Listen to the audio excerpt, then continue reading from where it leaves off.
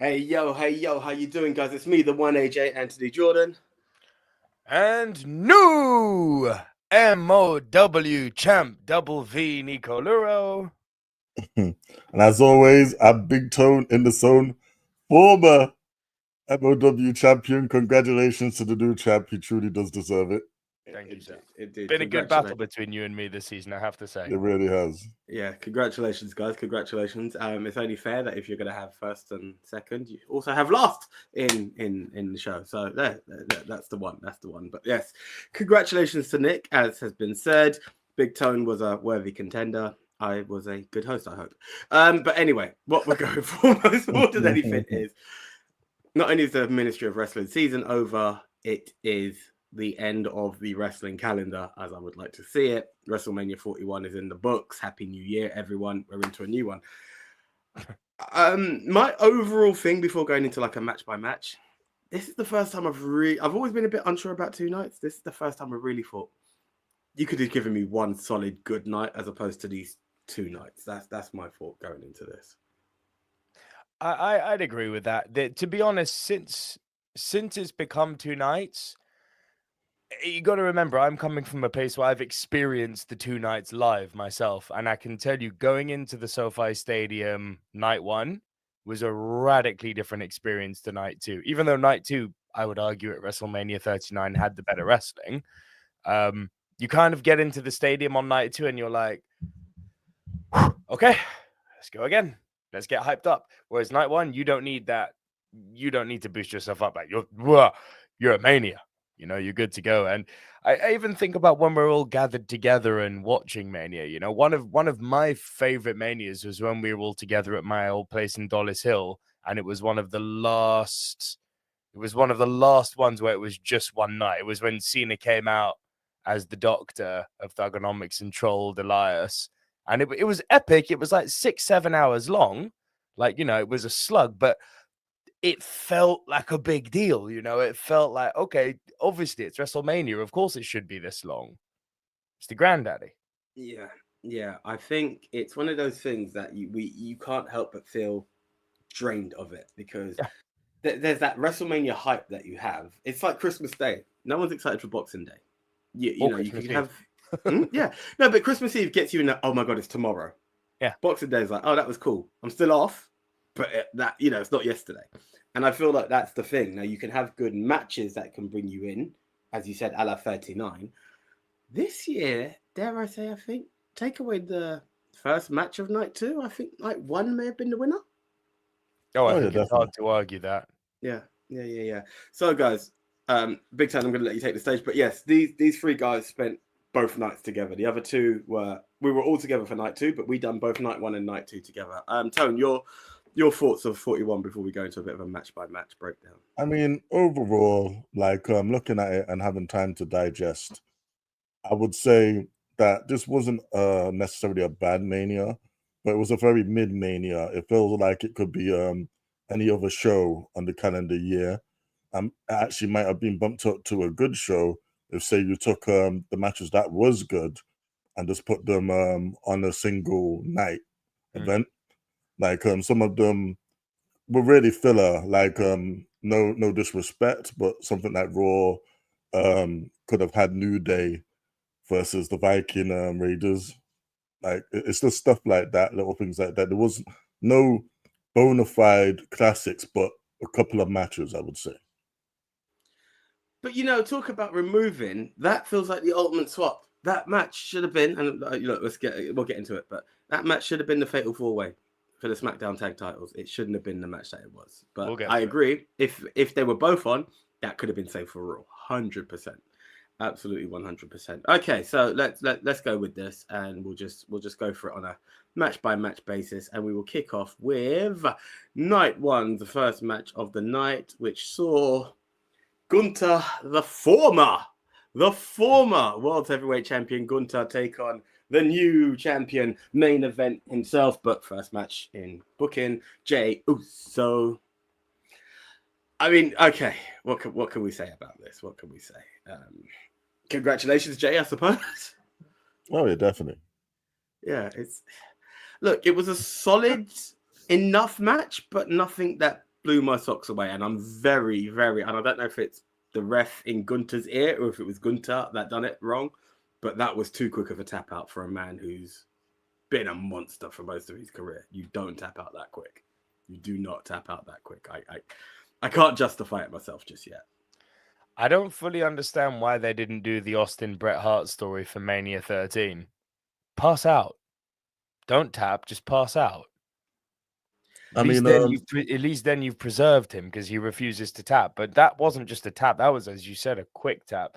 And the thing I'll say is Jey Uso remains that guy who's so cool until the bell rings. Nothing has changed for me there. No, I agree with both points. I did hear like a few commentaries that he tapped out so quickly because he's the heel and that's what they would do. But for me, it's just you built him up as a monster. You built him up as someone who can take on Brock Lesnar. Yet he gets into trouble one time and taps all too quick. It just doesn't add up to me. As for the match itself, it was passable. Mm-hmm. And I'm very happy that Jey Uso is in the position that he's in. He doesn't have to hold the belt for long. I do think he deserves it because he had the crowd hyped, popped, man, like big time and everything. And it was a feel-good moment to start off the show, but it would have been dead if Jey didn't win. So overall, it was the right choice. The execution just floundered at the end, but the match itself was passable. I think what you've just said is kind of an overall that's an overall statement for this WrestleMania. For most part, I think they got nearly every decision right about who should win, both narratively and in terms of who the crowd wanted to win. Like they kind of, in that sense, this Mania was an unadulterated success. It's, as you said, it's the execution that was a bit like, ooh. Mm-hmm. It seems to be a theme for the whole show. Yeah. It's kind of sad to say that that's the kind of opener you get for something like this.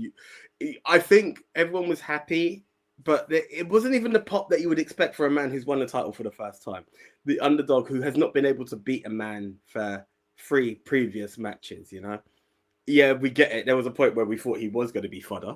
It became he's got the elevator. It was Jimmy was the turning point. Jimmy getting that destroyed. You're like, okay.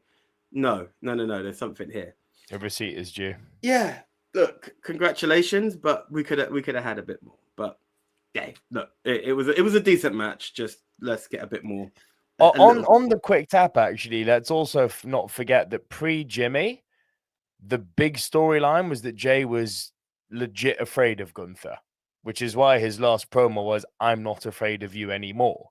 Yeah. That was the story. He was afraid of him. And Gunther was playing into that. So now all of a sudden it's like, I'm like, come on, man. I mean, I understand why they had the match finished like that, because obviously that's what Gunther did to Jimmy. Like, he put him to sleep with that sleeper. So it was meant to be poetic justice. But again, the whole execution of this badass that we've seen, the longest reigning Intercontinental Champion of all time by quite some margin, just tapped quickly in it. Yeah, it wasn't very good. As for the pop, though, I'm not sure, because again, I've heard some commentary that in the stadium the acoustics was really loud, so maybe that didn't translate onto TV well, and some of the ovations seemed a bit more like subtle than they actually was. So maybe you had to be there. Hey, by all means. But look, it wasn't a dead match. Dare I say, Jimmy and Jey have been redeemed from last year's match. So yeah. in that respect, low bar, but yeah. But we celebrate what we celebrate. Okay, 2.5 stars. Let's go. Let's go into match 2 as the world's tag team title was defended as the War Raiders take on the New Day, or the New That's New how Day. memorable they are. Come again? I said that's how memorable. Do you know what? I nearly called them Viking Experience. I was like, it's not that. I'm like, they're not called War Machine. They're oh gosh, is it? They are. Anyway, there it is. I've just read their name and I forgot who they are. Eric and Ivar for the win. Well, for the loss actually. Shouldn't have been on the Mania card. Do you know the sad thing about this is I don't feel like we had enough of a hype into the whole New Day have earned their spot. They've just been denied by everybody. Then insert New Day as the foes. Yes, I'm happy to see New Day win tag gold. Yeah. Especially in this iteration, because every time it was normally someone and Big E. Don't get me wrong, they had the Freebird rule, so it would be in various ways, but it was always with Big E. You'd have mainly Kofi and Big E, occasionally Woods. Woods was more of a manager, so I'm really happy for Woods. The match just felt flat, and I think it's because everybody was thinking, why are we getting this match? Yeah, and that speaks to something you were saying earlier, which is this shouldn't, if we were going to do a match for the tag team gold, shouldn't have been the Raw tag team gold on Mania. Should have put this match on the Raw Go Home show, and you should have had, because the SmackDown tag team division was looking good, to be fair, between DIY, Motor City Machine Guns, Pretty Deadly, and the Street Profits. I think, to be honest, I think the only team walking out of that, if you had gone with that fatal four-way, it only really would have been DIY winning that would have miffed me a bit. I think Street Profits retaining narratively makes sense because they would have just won it. I think Motor City Machine Guns winning it at Mania would have been a nice, emotional pull, because they've won it twice now, but on that stage, that's what you brought these guys in for. And Pretty Deadly winning it's the banter pick. It's the Iconics winning at Mania. You could have had so much fun. To use Steiner math, that's a 3 out of 4 chance of a great result there. With this one, you had a 0 in 2 chance of a great result. yeah, and a foregone conclusion, to be honest. Mainly it's all about a payoff. And I feel that had Pretty Deadly come out on top at Mania after they were being manipulated the way they were by DIY for so long, that's the payoff that you're looking for. Redemption is finally taking place. Didn't get it. I'm not opposed to heels winning, because you can't just have an all-face victory, but that would have been the good payoff that we're looking for. I mean, I think the reason why it was on Mania was it was a big moment for the New Day. The problem is you build up to it. Much like we was discussing, you had problems with the build last year for Bayley's world title match. This is the same thing here. You had a great start of the storyline with the New Day flipping to heel and their anniversary. And from that, you should have been building towards this big tag win at Mania. But it does seem injected in the last minute. It seemed like it could be any other match. And again, the SmackDown tag division does seem like it was much more built up to be on a spot on the Mania card. I don't have a problem with the match necessarily being on Mania. I have a problem with the SmackDown titles not being on Mania instead of this one. If both was on, I wouldn't really have a problem with that. Yeah, I agree with that. But ultimately, I'm happy to see the New Day win. Let's keep the momentum going for the Raw tag teams, because again, there's not many of them. We need to sort of get it to the same level of quality as the SmackDown tag. Hopefully from here, New Day can do that. I mean, can we please insert the Creed brothers back into the tag team picture, please? They're so good. Oh, yeah, this definitely. is the thing about American Made, which is kind of bugging me, is that American Made's focus now seems to be El Grande Americano. There's a solid faction there. Let's use them. Just to acknowledge comments that are there. I know it's been replied to directly, but Nathan has asked us, is it really worth 2 days? You came in just a bit late. We've kind of agreed that no, this year it definitely needed it. It could have been a one night show. So that's the way. But yeah, we digress and we continue. Your camera's gone, by the way, AJ. Come again? Your camera's gone. Oh, that is weird. Sorry, bear with me a second. Yep, sorry about that. It's because my blasted charger's mucking about. Go figure. You do a live and everything wants to go in the way of technology against you. Anyway, no, we won't be talking El Grande just yet. This match, which I think was better than most might have expected. Naomi versus Jade. I didn't have a problem with this. I actually didn't have a problem with this. I wouldn't say it was the world's greatest match, but you know what? Props to Naomi handling this new character quite well. That's my takeaway from this one. The obvious win with Jade taking the victory on this. There was no way of doing this. Yeah, the obvious win, the right decision. It's a weird one because I think in terms of the narrative being told, this did deserve a place on the Mania card for sure. I think in terms of the end result we got, it certainly didn't feel like a Mania level match with the way this feud was paid off. So narratively, yes. End result, again, going back to what Big Tone said, right decision, execution, ugh. And that's not the execution in the build-up. The build-up was actually quite good. But I don't know, man. I feel like this should have been a beatdown. I feel like this should have been an absolute mauling. And I don't mean like a squash. I mean a mauling. I mean like a doing multiple jadeds, and then when the ref counts 2, pull the head up. Don't let the pin. I mean, play with your food type thing. Just maul. I'm not done with you yet. Yeah. Because you want Jade to be that monster. This is a woman who went 49-0 in AEW. She's a big deal, man. And I don't know. I don't think she feels like as big a deal as she should at the moment. You know what? I actually look at this match and think it's not exactly great, but it's actually did what it's supposed to do. Like, again, we're supposed to be presenting Naomi with a bit of an edge to her now. It was a bit almost borderline in Nakamura-ish, like where you go heel, but then you still lose. So what's the point? But then at the same time, the storyline narrative, Jade had to win here, man. She really did, because if you didn't, you're kind of burying her. I would also say that this might have been Jade's best match in WWE to date. Like, as a single, for sure. I can't think of any better. And she did look strong. And the match, I would go as far as to say it was good for what I was expecting of them. Like, it wasn't great. It wasn't a classic. It was just good. It was a good showing from both ladies. It did deserve to be on the card. I would have maybe it could have been better if one of those mid-card titles was inserted or something. But ultimately, Jade, I hope the only way is up from here.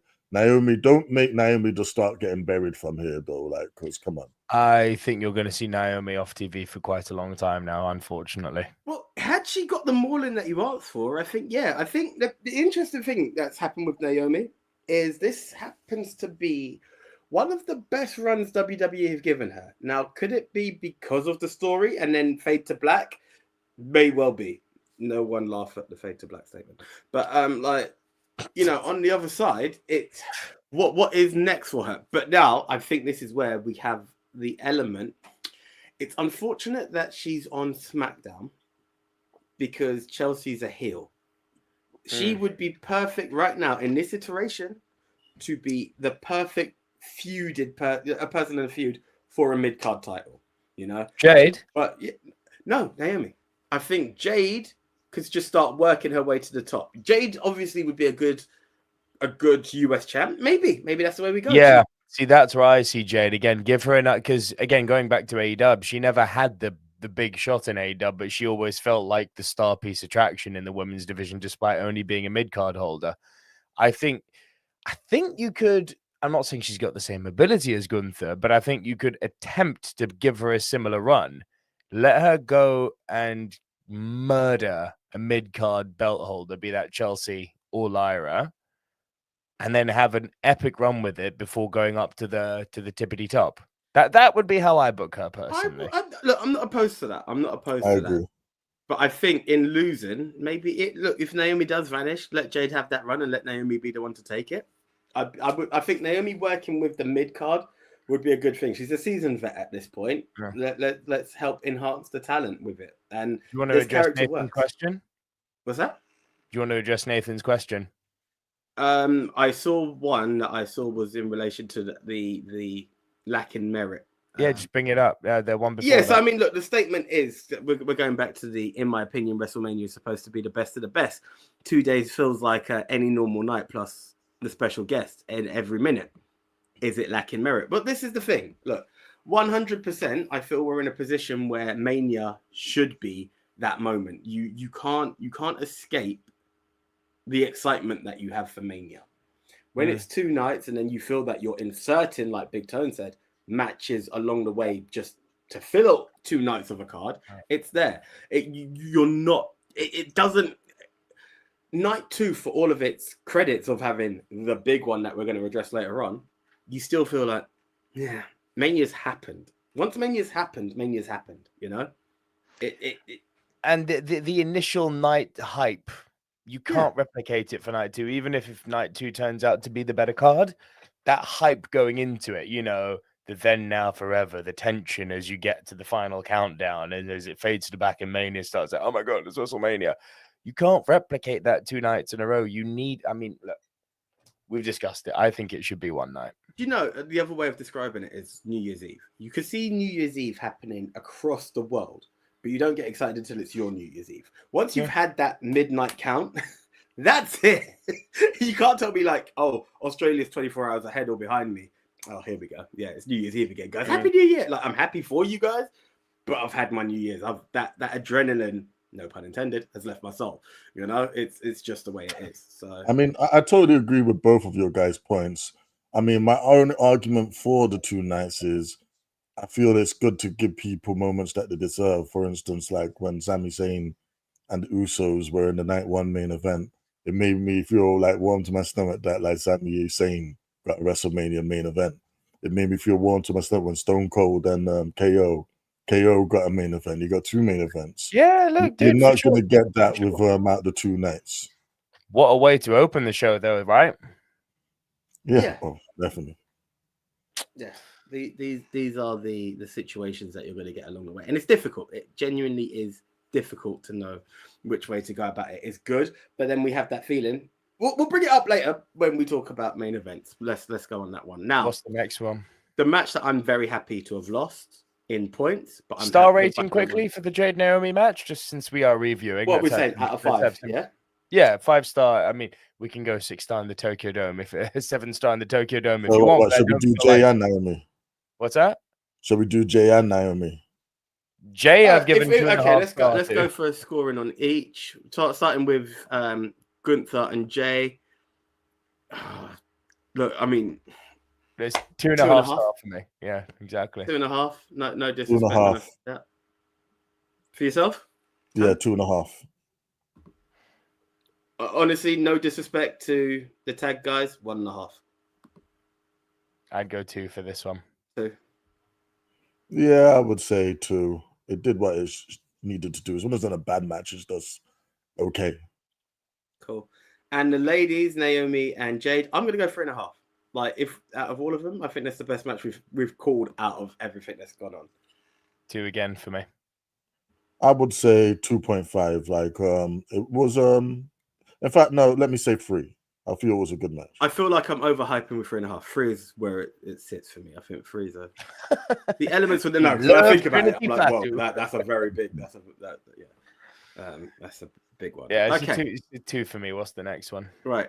Yeah, it's the US title. And yes, Nathan J is champ indeed. The man who deserved it. Jacob Fatu versus LA Knight. Look, I saw a different story. That's why I changed my mind. If I could even load up the video that I had where I was like, LA Knight gets mauled in this. He gets demolished. He put in a fight. He hit a nice BFT or whatever his finish is called, like off the top rope when Jacob was diving. The result is the right one. If you don't insert the Solo Sikoa story now, that is the correct result. Jacob is red hot at the minute. Previously, let's look at LA Knight going into Money in the Bank, and before we're like, he should be US champ. Then he goes on to the big one. They delayed it to a point that, no one really cares about LA Knight. We acknowledge him, but we don't get that hyped about him. It's good to see we're not losing steam with Jacob. I'm very happy with this result and the way it went. All gas, no breaks with him, man. They've strapped a rocket to him. I think they're going to give him a nice big title run with that belt now, and I think in the next 12 to 24 months he'll be in the main event picture. Yeah, it's a hard one. It's hard to picture him in it. I see he'll be in the main event picture. I don't know if I see him holding. Is the sad bit. You get your Strowmans and your, don't get me wrong, Braun held, but that level of being a champ, he deserves it. I wouldn't be opposed to it. I just don't know if it will happen just yet. But hey, anything can happen with the right booking. Big Town, was that last message you? Yeah. Yeah, PM that shit, bro. Don't put it in the comments. But yes, you are slightly out of sync. Oh. I was just like, oh, new comment. Okay. Yeah. Yeah. Private chat, not comments. Slightly, but it's fine. It's a live. People accept that lives always go wrong. God, what match are we talking about? Jacob and LA Knight. Just really need your take on LA Knight. Look. Oh, okay. He's refreshing. That's fine. Okay. So it's as Tone said. It's the right result. I'm much more interested to see how this plays out. I'm very much going to exercise my right to let this play out as opposed to get hyped about the match itself. I thought LA Knight's entrance didn't make a lick of sense. I was like, why? Like, that's not your thing. Oh, but look, seeing this come out in a car, Cody we'll talk about later on. I don't know if it's a passion. Right, placement. It's fine. Yeah. It's fine. There was a lot of sponsorship in WrestleMania 41. A lot. But fair play. I'm overthinking it. I'm not going to hate on the company getting sponsorship, even though they have more money than God at this point. So, as Little Wayne said, too much money is not enough money. So there we go. That's one thing we didn't point out in the last match, man. Right? What were they doing to the Viking Raiders, man? Having them coming down. Clash of Clans. All I'm saying is, I hope those guys got royalties for that, like, or extra bonus in their paycheck. Because if not, you made them look stupid for no reason. But as to this match, yeah, look, it did what it's supposed to. Like, in my estimation, they never really should have ended LA Knight's run with the US title to Nakamura back at the end of last year. They wasn't going to do more with that run in the first place. It just seemed pointless and hollow. But hey, sometimes it's nice to swap the title around a bit. And now it's landed on someone who's probably going to have it for a while, but then someone who is actually a great attraction, someone who you're going to look forward to seeing on the cards from here on out. And he's going to be a great foe for all the baby faces. Like people like Damian Priest can easily go after him, and it'd be a great match. So I look forward to the future. You know what? Priest Jacob is a good shout. I didn't actually think of that, but I'm not opposed to it. Nathan has gone on to say, seems like WWE draining the cow hard. I see they're doing post-match press. So to be fair, it is a bit Allow UFC. Me to make like Steven Stifler from American Pie 3. They're draining that cow hard. It is a bit UFC, but it's very much AEW. I'd have to say, since AEW started doing the press conferences, it has very much become a thing like WWE have done. They're trying a new spin, which I'm not too sure I'm fond of, where you go to like the pre-show area, then back to the press room, and some elements work, some don't. But hey, then be the breaks. Congratulations, Jacob. Let's see what comes next. Right, this poster rating. I'm between 3 and 3.5. Really? So high? Okay. Look, it was a solid match. Let's be honest. Both guys put it in. Both guys put in something. It had enough beats. Obviously, here's the sad thing. I knew where it was going, but I was hoping for another result. So I had the false finishes actually got me in this match. So it was solid enough.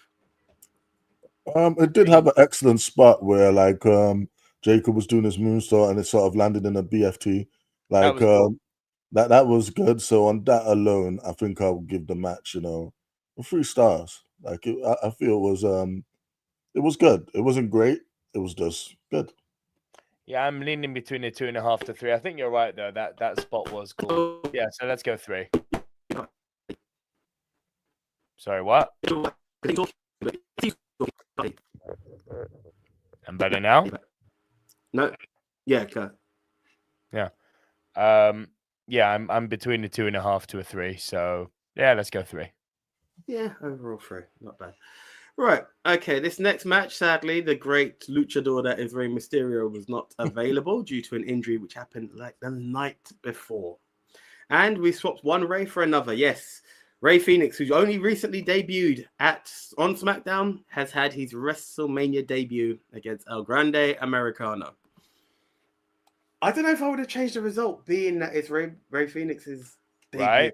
But had it been Chad, I can understand that we're going to build one way. Ray Phoenix, or take someone who's eaten a few losses before. Dragon Lee should have been Dragon Lee, Lee. sadly, is one of those. Take anyone from the LWO, but the human highlight reel that is Ray Phoenix losing like that. Look, Ray could have had that loss. We understand why. I don't think it should have happened to Phoenix, personally. I can't disagree with any of that. I think considering that Phoenix is having to wrestle in the WWE style now, I'm quite impressed with how much he was able to do, considering you can tell they've clearly said, reel it the hell in. You're not on the indies anymore. It was less than a third of his moveset, but there was spots there that I think would get the most ardent of Fed heads excited, like, his Hola Amigo run across the ropes. That's cool. His backflip, his roundhouse kick is still in there. So I think that's going to become his highlight spots now. I do question if nerfing him that much is not going to turn him into another Dragon Lee. It worries me. I think Penta's going to get far more over than Ray Phoenix is in WWE, but let's let it play out. Weird how that happens, isn't it? Right? Weird how that happens. Right. Look, let's also not forget Kenny Omega has said that Penta is the best luchador he's ever faced. So I think people sleep on Penta a bit because Ray Phoenix is the one you naturally gravitated towards outside of WWE. Oh, but listen, people will say that Matt was the better wrestler. The world still talks about Jeff Hardy. Do you understand? Yeah, I've never agreed with that. As an actual technical wrestler, Matt Hardy's walks over Jeff Hardy. It's a fact. I do not agree with that at all. But that's fine. You know what, though? I actually was very happy for Ray, and I feel like it goes to show what WWE actually think of him. Because yes, it could have been Dragon Lee, it could have been any of the people from NXT. Axiom could have easily been inserted into there, and that would have been a great match. But like, they have faith in Ray Phoenix, and like, they felt there would be an excitement about him coming out.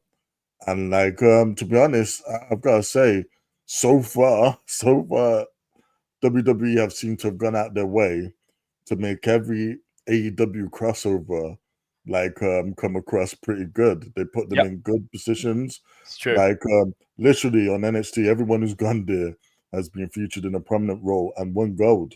Yeah. If you're talking about the Lucha Brothers, they've made an effort with both Penta and Ray Phoenix. Like they didn't just slap them into the obvious Lucha Bros tag team. They're both in prominent spots to where they've both been put in Mania matches, and they've only been here a couple of minutes. So 100%. On that way, I think it's very good for them. And let's be honest, it's every wrestler's dream to be in a match at WrestleMania. They've got that now. We see your message. We will be getting to that later on. So don't think we're ignoring you. As we get down the card, we'll be addressing your statements. Yeah, sorry. Well, would I make him lose? I suppose since it was such a nefarious cheating way, it doesn't matter too much. I mean, my man literally knocked him out with a metal piece plate. So yes, I probably wouldn't have done that myself. But at the same time, that loss doesn't matter too much. It doesn't. I get who you've got, but again, in a world where so many things are happening, don't get me wrong, most replacements ended up losing, bar one. Surprise, surprise. But I would have gone for another member of the LWO. Something that just made sense is, I'll step up. Don't get me wrong, Ray for Ray, I get it, but give the man the show he deserves. But at the same time, though, like now with the massive requirement of AAA, Ray Phoenix is going to be treated very well. Yeah. Listen, talking of that, their current AAA champion, I want to know how that works out. I also am interested to know if is AAA still going to be allowed to operate the way it does and do the extremely sort of industry standard high flying, or is that now going to be brought down a peg now that they're owned by WWE as well? I don't know. Let's see that one play out. It's exciting because I agree with Big Tone. The AEW guys who have come over have been treated really well. So, and I also agree that this loss doesn't mean anything for Ray Phoenix. And I also, I think when it comes to these high flyers, it's one of those ignorance is bliss things, because admittedly, a lot of, the Fed heads. Fed heads, the guys who only watch the one product, no hate, just fact. The guys who only watch the one product won't be familiar with what the Lucha Bros have done in AAA and in New Japan and in AEW. They don't know what they're missing out on. So it's like, hey, what we're seeing is great. And listen, if that's your first exposure to Rey Fénix, dude, look great. It's obviously me seeing like, well, I know what he can really do, but we're not going to see that here, and it's fine. I'm curious to see where he ends up. I think he's between all of the AEW signings. He's maybe the one who's most at risk, which again is mad to say, but still enjoyed this match. 3 stars. Do you know what? I don't think this one I could comfortably sit on 3.5. It was Chad Gable, El Grande, has a lot of talent, and Ray B. Ray. It had we were legit unsure which way it was going to go. It's like, but it's Rey Fénix's debut. Can you make him lose? All right, cheesy loss, but both guys put out a lot of talent. You can see a lot of talent in there. I'm happy with 3.5 on this. Yeah, man. Like, it was good to see that Chad Gable get that prominent WrestleMania spot as well, even though it's with a mask. But it's a good story, and it's a story they're continuing with, and it has a WrestleMania win behind it, which puts a lot of heat behind it as well. So on that match, and because Rey Fénix is pretty much incapable of having a bad match, I'm going to give it a 3.5 as well. Cool. Fair. And right. Yeah, Nath, to answer your question, it's kind of an industry-wide problem. Every bloody company's roster is too bloated at this point. And WWE had that problem that when they killed their competition, they had everybody. I know TNA came in not too far behind it, but they've got to that point, and now they don't want to regress into a mass drop. They do cut people, but yeah, you're right. It is a bit of an industry problem that it's just too many people, not enough card. Need another wrestling promo. Need another wrestling promo. Look out for Burning Heart. Gotcha. I was going to pull out a t-shirt there, but hey, let's keep it rolling. Okay, this one I can't really comment on because I was busy, so I couldn't fulfill my commitments of this match. You and me, Big Tone. Yeah, here we go. I can't even rate it. I just know there was a victory. Tiffany Stratton versus the Queen. Woo! Charlotte Flair. Yeah, Big Tone and I have got a very, very different take on this match, which is interesting.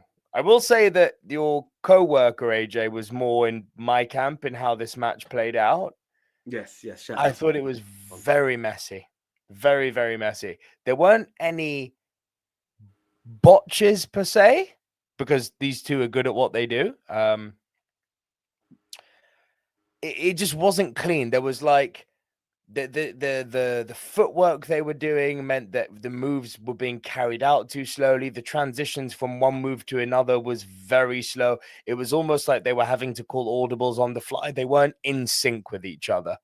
And it was one of those things where you notice it at the beginning and you think they'll fix it as the match goes on. And I don't really think it got fixed as the match went on. There was serious communication problems with these two. Whether that's because of real beef or not, I'm not going to speculate, but it's fun to. But I'm still waiting for the great Tiffany Stratton match. Now the wait continues. I'm going to ask a question. I know she has done the Rumble. Do you think Charlotte's still finding her foot post long ass injury? No, was that part I don't. I don't know. I'm just asking. I didn't see the match. It's an interesting question. I personally don't think so. I think she's the GOAT. I think that woman is so natural in the ring. It's insane. I think you could put her on the shelf for 10 years and she'd come back and still be one of the best. That's how much I rate her. Yeah, I don't think either of them were the problem, because I was about to say I don't think Charlotte was the problem with the match, which by proxy means Tiffany was. I'm not a fan of Tiffany, but I don't think she was the problem with the match. Sometimes wrestlers just don't gel with each other. It is a thing. You know, you get these dream match opponents coming against each other, and it doesn't always pan out the way you want. I'm not saying this was or wasn't a dream match, but it didn't click for me. And I agree with you. Like I said, I don't necessarily think we're actually that far away from it. It's just, but like when watching it, you was already saying it was crap. And I would say, no, it's not that bad. It's just, like you said, it's a bit sloppy and like they wasn't communicating properly. They didn't seem to have that chemistry of a match of this caliber. And we was expecting, to be honest, an all-time epic. Like I know you don't rate Tiffany and I do, because I'm probably operating off her NXT run, and the last match she had with Becky Lynch, that was amazing. Yeah, so I was thinking, Charlotte is a shoo-in that's what we're gonna get here. But I don't know, like you said, maybe it's the real life beef and the way they're doing it. Maybe it's even the pressure of WrestleMania. Yeah. This is why I said sink or swim, right? I'm like, come on, Tiff, this is your time to step up and show me that you belong. And I'm like, she didn't so much sink. She just kind of was neutrally buoyant. She didn't swim. She was floating, just right? Floated. Yeah, like I said, again, it's what we've been saying all along. This match was passable, like, but it wasn't the great all-time classic we was expecting from this. Right. And like, it's a little bit sad as well, because the build behind it, if this match had hit, this would have been an all-time classic. But yeah, I agree. Completely agree with that. It's more mid-mania, so yeah, it wasn't bad. It wasn't bad, but at the same time, hopefully these two will get to run that back again and make it much more better. I hope so. I hope we're hoping we're getting a trilogy ending in a rubber match, obviously. But which is a weird one with a Mania thing. If you didn't lose the title, yes, you've won the Rumble. You've lost. Really, it should be back of the line. I don't get me wrong. Not when you're a heel. Not when you're a heel. You can just attack her the next night. I agree. And not when your name's Flair. Yeah, for sure. I think what we do need to see, though, is Charlotte inserting herself into like number one contenders matches, destroying it, getting in the way. That so much so that Tiff's got to be like, bring it, come on. If I have to shut you down again, let me shut you down again. She can't just get the rematch. That's my person. Again, I didn't see the finish. I don't know if it was like she won clean, to be fair. There wasn't any screwy finish. It was a clean finish. Yeah, so there we go. There wasn't an angle of Charlotte got too cocky. Or no. There was nothing like that. She just hit that not prettiest moonsault ever and won clean. It was like, oh, okay. Listen, I will always have a lot of love for that PME, because the best moonsault ever is a Christopher Daniels thing, and I've got nothing but love for the Daniels. Angle, I'd make an argument for. I think Angle's got a. Oh no, but the BME, which she's like highlighted the whole jump, spring, and everything, is Christopher Daniels through and through. You know, and Angle has a beautiful moonsault, like literally beautiful moonsault. That I wouldn't have to disagree with. You got hang time for a white boy. Here we go. Let's bring this one in. Let's bring it in. The hand is spinning. Yeah, look, because of how sloppy it was in terms of their chemistry, I can't give this more than a 2.5. Yeah, I've got to agree. I would say 2.5. If I was being generous, I would stretch it to a 3, but nah, 2.5. I think is no diddy. Yeah, I think that's I think that's objective. 2.5. Yeah. No diddy. Okay. Right. What's the next? You're right. Yeah. Okay, guys. Now it's time to bring it in. The main event. We are talking, for me personally, match of the night: Seth Rollins, Roman Reigns, and do you want to say who the last guy was, Nico, or should I? The man who Nick walked out on a dark match, Mr. Phil Brooks himself, CM Punk. Oh, I did. It was great. Looked right at him, flipped him off, and walked out. It's great. Look, not a politician. I loved everything about this match. I know I've not watched TV as much, so where you say it like fell through and what have you, I can't say it where it started to lose passion. But I think they gave it everything. The amount of finishes in there, the tease of the Shield, Roman going for it. This was what you would like to see in a main event. Pity there wasn't a title involved in the mix, but it was main event worthy. So,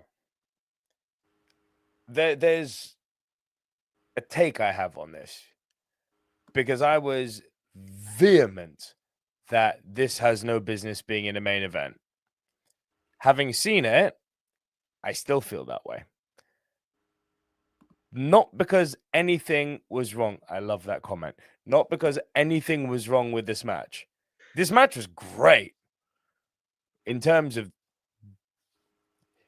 in terms of the way everyone, it's me being objective here, everyone carried themselves in that match. They all brought their A game. I was really impressed with everyone in this match. Really entertained. In terms of the entertainment value, worthy of being in a main event spot. However, this is an entertainment medium, which is essentially a movie about sports, bro. It's not a sport, it's a movie about sports. Sports entertainment. If I'm buying into a storyline, which is industry-wide accepted, the most valuable prize in the game is a belt.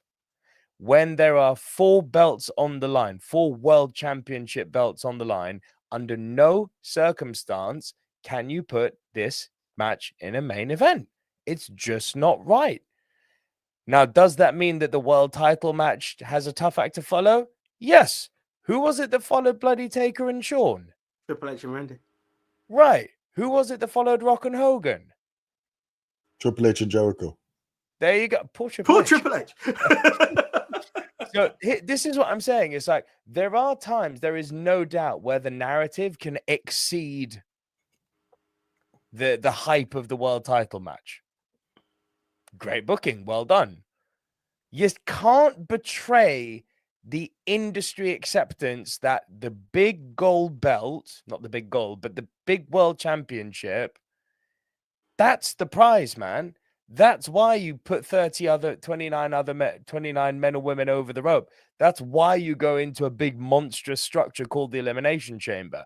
This isn't like my opinion. This is what they're telling me. So these are the stories. These are the parameters of our stories. This is the world we play in. These are the physics of our world. This is the law. This is the sandbox. They've built this world. I'm just along for the ride. I'm not making this stuff up. These are their rules. According to their rules, World Championships, and Big Tone, based on his view of wrestling, has to agree with this. Titles mean everything. Titles are the thing.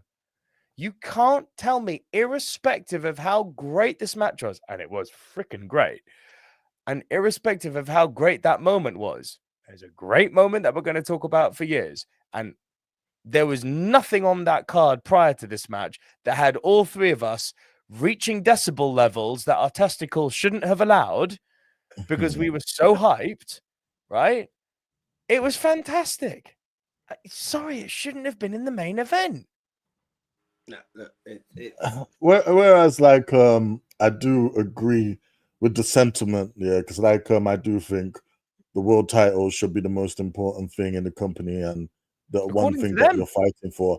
I also think that, like, if that's the way you was gonna go, you wanted that match to be the main event, then you could have made Gunther lose his world title to Seth or Punk a lot earlier and have that as the world title main event. 100%. No disrespect to Jay or anything. I thought he was gonna win later in the year anyway. But I do the way I separate from you, I do think sometimes the spectacle can be the main event. I think I look back in time and think, yeah, Rock versus Hogan should have been the main event for that year. It wouldn't be the first time a non-title match was. I mean, like, you go back to WrestleMania 10, you had Lawrence Taylor versus Bam Bam Bigelow as the main event. I was scratching my head if that was the main. It was, wasn't it? Yeah. And like this is the thing where I'm saying sometimes it's the spectacle, and like here it's the 3 biggest stars, barring the second night main event in the company. Like, and like we put them all in this mega match, and to be honest, the payoff at the end was huge and made like it worthy of being in that spot. I do understand the sentiment, but then like if we go back over the past few years, like WWE have done this, I think 3 years in a row now, maybe even 4, where the night 1 main event hasn't had a world title match. Last year was the tag team title match. The year before was Stone Cold and still a title match. Still a title match. No, but we're talking about a world title match. Remember, last year was the tag team title match. No world title was on the line. The year before was Usos, wasn't it? Or was that Stone Cold? So last year was Bloodline BS. Yeah. The year before Year before that was Usos versus KO and Sami, and year before that was KO and Austin. Yeah. So again, we haven't had the world title match in that position for Yeah. years. And like Tag team, I personally, I don't know, I just feel this way. They've sort of presented a narrative to me that they've gone out their way to present this, that the first matches and the last matches are the most important matches of the night. So I've gotten used to now the WrestleMania openers being a sort of pseudo main event in their own right, kind of like how Saturday night main event would always start with the main event rather than being the last match. And I feel that's kind of what they've done now. They've made those opener matches always be world title matches, so kind of used to it. Nathan's comment here is gold, though. I mean, as a UFC fan, if the title match is third on the card, should make you question. Absolutely. Because in sports, the World Cup final, where you lift the trophy, the Super Bowl, you lift the trophy, like Wimbledon, you lift the trophy. The final for the gold is what ends the show. You see Like, where and the this argument... is a movie about sport. You have to play by. Do you know where the argument gets jaded? And don't get me wrong, I agree with you at like 99.5% of this. I'll take it. Where the argument gets jaded is because it's a 2-night show. Because WrestleMania Night 2 has never ended in a Let's play with that, because then by that logic, CM Punk didn't get a main event. But I work with it. As I said, like in my prediction, that wasn't to you. That was to Phil Brooks. Yeah, I know. It's a slow down thing. WWE have always had this weird thing of main events. Going back to your Saturday night main events and what have you. It was not uncommon to see your champ, and I think even WCW or mainly NWA before WCW, your champ, especially in territory times, will open the show, get the hell out of Dodge while the show's still going on, move on to your next town. So wrestling has this weird logic that I don't necessarily agree with, and I like that we've adopted the titles should be in the main, especially that. And there was no reason why we couldn't have had a title in this. I think what we had was Triple H, and I love it, every minute of it. The shock value of Jay winning the Rumble. Everyone was Punk, everyone was Cena, everyone was this, no one was Jay. Well played. Then the shock value of Elimination Chamber. Well played. We didn't see the Cena heel turn coming. But what was the payoff for Mania? You still have to acknowledge Mania as the main. It's endgame. No matter which way you want to word it, it's endgame. It doesn't have to have the endgame finish, but it's the endgame. WrestleMania, year in, year out, as you said, NFL, NBA, all of it. A final is a final. Yeah. Your main title should be the final. It's okay to do your Saturday night events because it's not the biggest thing of it all. That's where we have a problem. For me, I'm going to go 4 out of 5. I loved all of this. I'd agree with that. It's a 4 out of 5. Great match. Yeah, you know what? I would say just for that ending alone being pretty much the highlight of WrestleMania, barring one other match. I would go 4.5. That ending was hyped. I can understand it. And I didn't want to give it 5. 4.5 the next year. I suppose another way to look at it as well, though, is that WrestleMania is the season's end, and we're setting up the next season with what happens, and therefore this match set that up. Like, whereas I do agree with the whole title match argument, I feel this match should have had the world title in it.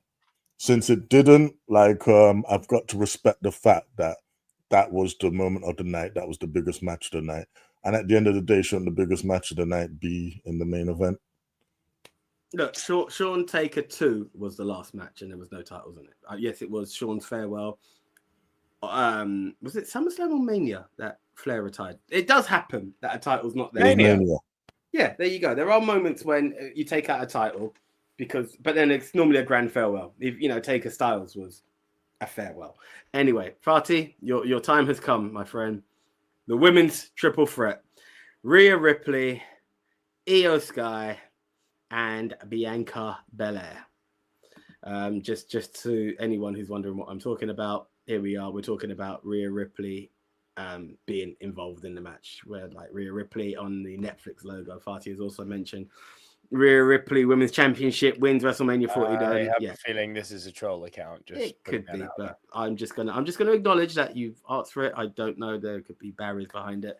Look, you look. Rhea Ripley was not my choice for this match. It was the match of the night for WrestleMania Night 2, through and through.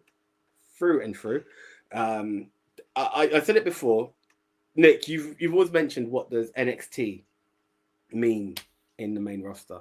This is proof of what NXT can do. This is, if anything, that shows past the 4 horsewomen and your Finn Balor. Well, maybe some could even argue Finn Balor didn't work out. Post the Shield, right? What has NXT given these 3 women?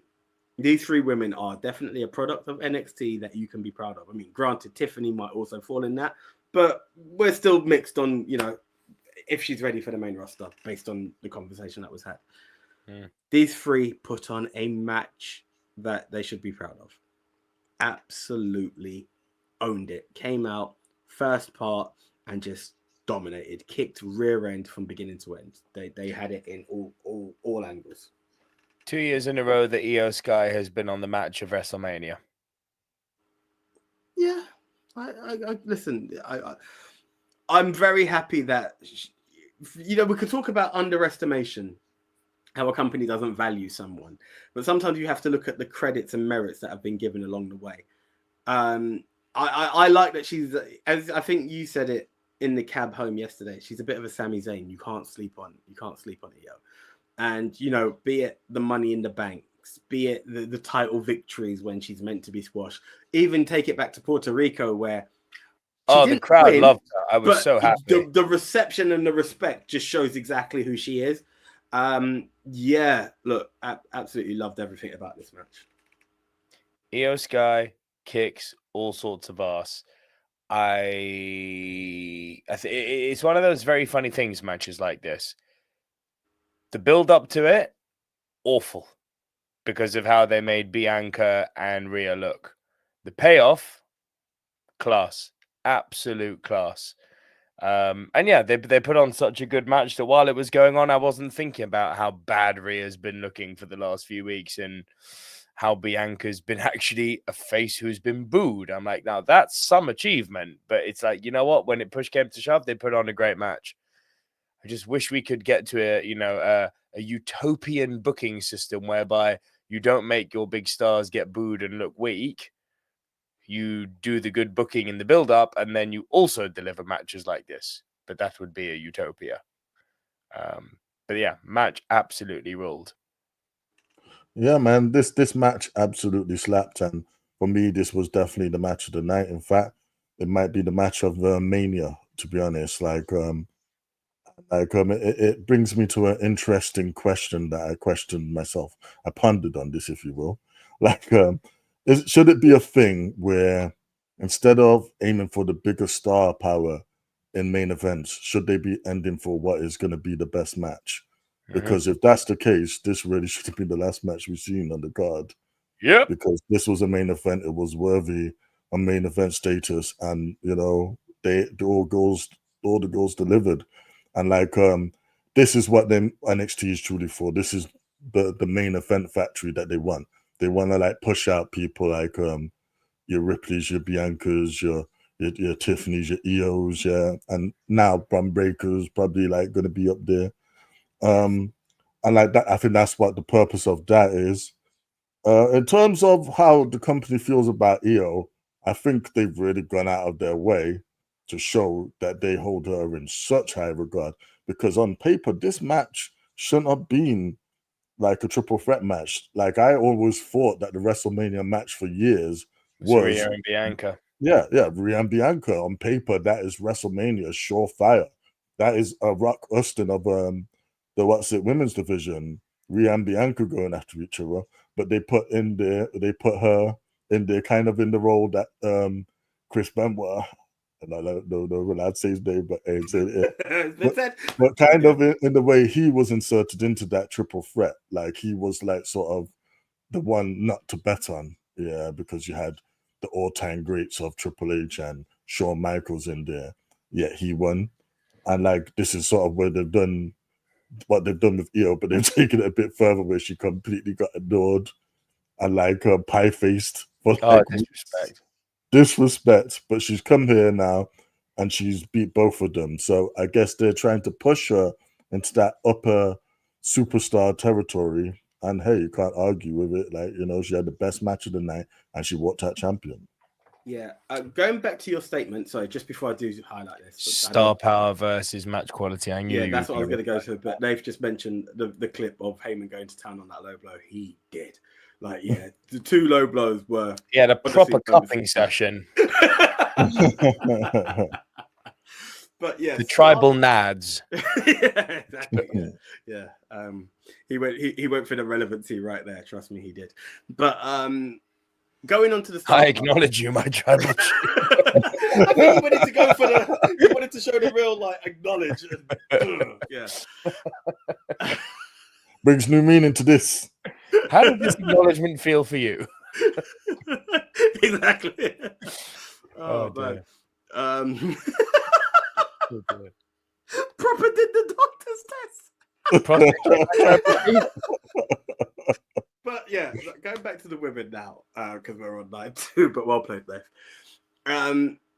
I'm scared that people would have missed what a great match it was. Because here's one of the things I've not argued, but stated to Nick on the way out.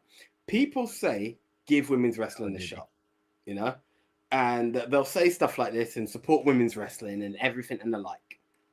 You get Evolution, the pay-per-view, it tanks. And it was the best pay-per-view I had seen in that era of WWE. I will say it's one of my favorite pay-per-views of all time. That's how much I love Evolution. I don't know what Bianca Sasha done as numbers as a main event, but I feel like people would have slept on this. And could you imagine a half-empty arena on a match like this? What people say and what people do are 2 different things. I would love for it. Of course, this should have been main event. They don't make original movies anymore. It's that same argument. It's exactly that. It's exactly that. While we're talking of that, pay attention to that man's microphone. SSD, check him out. Silver screen dude, that is, yeah. But yeah, you know, that's the only thing that troubles me with that. You know, honestly, really troubles me with it is that I would hate to see that we put it in a main event and these people who live under the banner, and trust me, these 3 gentlemen here, and I would like to speak for the other 2 that aren't here, do not live under the banner of women's wrestling is the urination break. Okay, it's not. Like, you have great talent, and that's the thing. Some people would have treated it, if that was the main, you might have had a half-empty arena, and that would have been disrespectful and a loss to those who would have done it. For me, but then I guess that does, you know, give credence to the fact of why do you need night 1s, because again, like Bianca and Sasha probably wouldn't have been a WrestleMania main event if they didn't have 2 nights. So sometimes it can work out for the best. Yeah, for sure. For me, 4.5 out of 5. Loved it. Yeah, I'd go 4.5 out of 5 as well. You know what? It is ever a time in the year to wank a match. This is it. This is that time. I'm gonna go 5 stars. I think that was an excellent match. I thought it was a banger. Best match of WrestleMania. There was star power from all 3 girls. The results, storyline, narratively wise, made sense. I might actually just go back and watch this match just for the hell of it, just for fun. Yeah, I have that much into it. So, yeah, match of the night, 5 stars. Nice. Okay, we move on to match 2.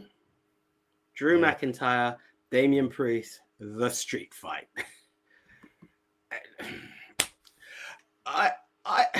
It's a weird match that I would say I had fun with. Yeah, I think both men are as solid as they can be. Again, no. I'm just gonna go with it, but no, they deliver what they deliver. Drew has shown that you will get top tier out of him. Drew, as a street fight artist, a man with weapons, is not something I predicted on, because the man's tough as nails anyway. He doesn't need weapons. But as you alluded to, Nick, in the match, like, he had some dents in his back from the stairs and stuff. And it reminded me a lot of the Hell in a Cell with Punk. Like, this guy is not afraid to put his body on the line for a solid match. So, yeah, props to him. Great. My Forbidden Door dream match would be Drew McIntyre versus Hangman Page. I think the world is waiting for that one. Yeah. Or Drew versus Swerve, I would pay money for as well. I think Hangman might just tip it, to be honest. Even though I'm a bigger Swerve fan, I think Drew Hangman would be a very interesting. I love Swerve Strickland, I really do. Oh, could you imagine a buckshot lariat being intercepted with a Claymore? Oh my gosh, that's a beautiful spot. Can you imagine a Claymore being intercepted by a house call? Oh my days, that would be awesome. Oh gosh. Oh, triple threat. Hey, mate, that's a dream. That's a dream match right there. Book that. If there is ever going to be a forbidden door between all the companies, book that. Yeah. Okay. Yeah, your guys' take on it? I'm, as you know, a sucker for pain when it comes to these types of matches. And I've been fortunately and also unfortunately spoiled by other companies. Yes. Yeah. Like, there's a standard now that's been set for street fights, whether you want to call them Texas death matches, anything under the hardcore. It's a hardcore match. There is now a standard of hardcore match that you have to deliver in order for me to acknowledge you, which will never take place on WWE. Exactly. So through no fault of these guys, other than the fact that they're working within a PG but not really PG banner, this didn't register for me. Because, again, not their fault. I'm acknowledging the fact that I'm very spoiled with hardcore matches. This chair spot, stair spot, table spot. I'm like, nah, man, this is entry level stuff. We're touching the tip of the iceberg here with these things. Where's the bricks? Where's the tacks? Where's the glass? Where's the fire? Where's the blood? Where's the vampires? You're gonna love this from next. Where's the pizza cutters? Where's the pavo tubes? The complete red face blood or nothing. Yes. Ric Flair style. Ric Flair style, Angle style, Austin style. Yes, give me that. Shawn Michaels style. That's what we need. Damn, Cena style. Cena had Cena style. Claret at one point. But yeah, man, like I've been too spoiled. So these matches, when I see WWE does hardcore, I'm like, ugh. They're mid-core, aren't they? They're soft-core. Soft-core. It is. It is, though. Without being rude, it's like watching Pornhub and then putting on Emmanuel. It's like... They're Channel 5 at 9 p.m. You know what I mean? Like, both have merit, but like one gets the job done. Like... You know what? Like, I don't disagree with any of that, but I feel as wrestling fans in this deep, we have to train ourselves. Like I've trained myself to compartmentalize each wrestling, like, organization. You have to, or you're always going to find fault in other stuff. You're going to be like, oh yeah, look, this match on TNA was great, but again, because they're staging lighting, it didn't hit as well. You're going to be like, oh, damn, I can't ever really watch a match of WWE again without comparing it to the 5-star matches we have on New Japan and AEW, man. It's just going to, ultimately, if you don't let separate a room wrestling for you, because you're not going to be able to look at the match and just see for what it was. And as for this match, you are right. I did think this match was fun. I did think there was some painful spots. I thought, like, though, that they didn't take it as far as they could have. And, like, it was, it was WrestleMania in Las Vegas. Where was the Vegas theme stuff? Let's have some fun. Let's bring out some, like, poker chips in it. Get slapped in the bag of poker chips or something. Start playing Gambit and dashing cards out. Yeah, exactly, man. Like, in fact, let's just, why don't we go backstage? Why don't we go through the crowd? Yeah, let's make it WrestleMania-ish. And it didn't really feel that way, but it was still a solid match between two of the most badass people on the roster. So I was happy honestly, with it. Going back to what you said, I would have started it backstage. I wouldn't have started it in the ring.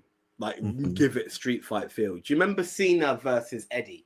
It was like a parking lot brawl. It was around the cars. You don't necessarily need to do that, but start it backstage. If it makes its way to the ring, yeah. But it was too clean, too soft. But that being said, we did have a moment, if you remember, Nico, where we was all like, ooh. When was it like he got his face claymored into a steel chair? Yeah, that's what I'm saying. The ending was class. The ending was class. That was like painful, man. And he sold it very well. He did. He sold it extremely well. So credit to Priest.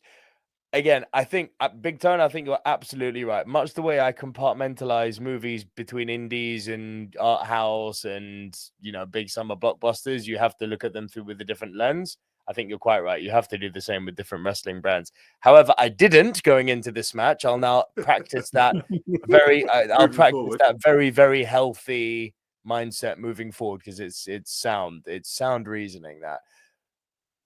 But it failed me on this occasion. So I'm afraid I can't really give this match more than 2.5 stars. I'm with you on that. Bro, now I'm older. I got to realize backstage is nonsense.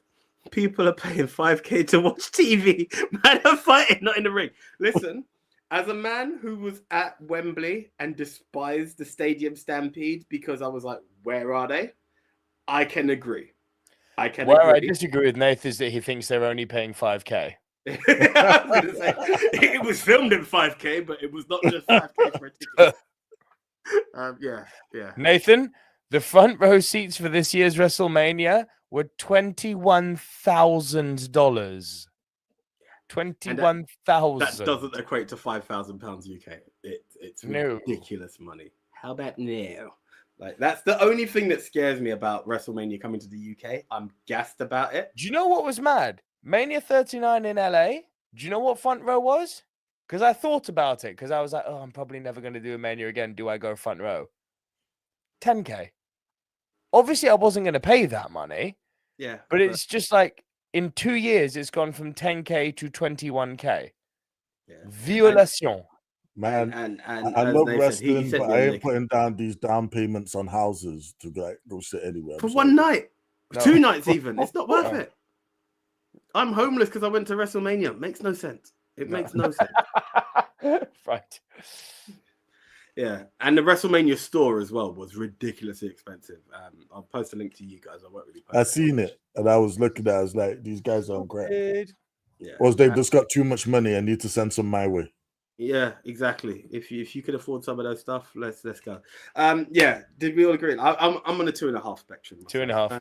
I'm gonna say 3 because I did enjoy the match. Like it was violent, it was brutal, and that ending was like, chef's kiss.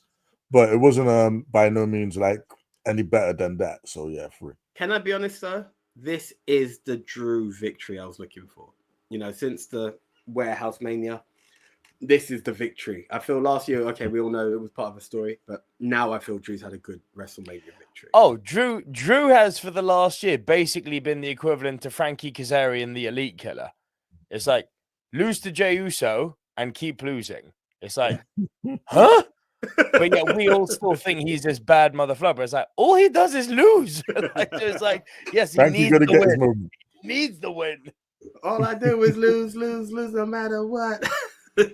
But yeah, okay, right. This was a big moment. I thought I was going to be an island and wanted it to happen. The world actually wanted it to happen. The fatal 4-way for the IC title. Dirty dumb. Yeah, dirty dumb. The takeaway I want to go into this before saying anything was my cousin who's been playing 2K25 with me going, the guy in the green. Like he said to me, is everyone who was on Mania on the game? I was like, yeah, they're all on. Even the guy in the green. I was like, no, he's coming later on in an expansion pack. Because Penta really caught my cousin's eye out of like a lot of people. But yeah, this was talent stand up. And I was very happy with the victory, despite it costing me points that meant nothing to me at this point anyway. But yeah, very I would argue was the second best match of WrestleMania. Yes, 100%. This was class. And I thought, what was really cool is that considering so many of these guys had not wrestled together in this capacity before, my God, their footwork and their ring awareness and their chemistry was good. Like the link up from one set to another was like a freaking Avengers set piece. I was like, yeah, there you go. 619 into Mardi Gras. Into coup de grace, sorry, not Mardi Gras. Mardi Gras? Into Spear, into Canadian Destroyer. I was like, boom, bada, boom, bada, boom, bada, boom, bada, boom. I was like, there you go. There's some wrestling for me. It's one of the best multi-person. Don't get me wrong, the triple threat was awesome. But WWE had this thing of where they used to do multi-person matches, throw 2 people out, and it's like a one-on-one. Then another one kicks in and what have you. No, This is one of the hard. best multi-people matches I've seen in a long, long time. I don't mean to quote the other guys, but this was one for the sickos. Yeah, no, I loved it. I loved it. You know what? In terms of match placement, this was my third best of the night. If I'm going like first, it was the women. Second, it was night one main event, and then third was this. As a whole card, yes. On a night for night, it's my number 2 match. Oh yeah. If we're on about night to night, yeah, definitely the second. But if I remember like one of the big complaints was about this mania being multi-mania or whatever. But it turns out they will be the best matches, yeah. This one was like no exception. And what was great about this is we have multiple stories like going into it, and we have stories that can continue as well. Again, I still love what we're doing with Penta, and it's amazing how much he actually fits the WWE stratosphere.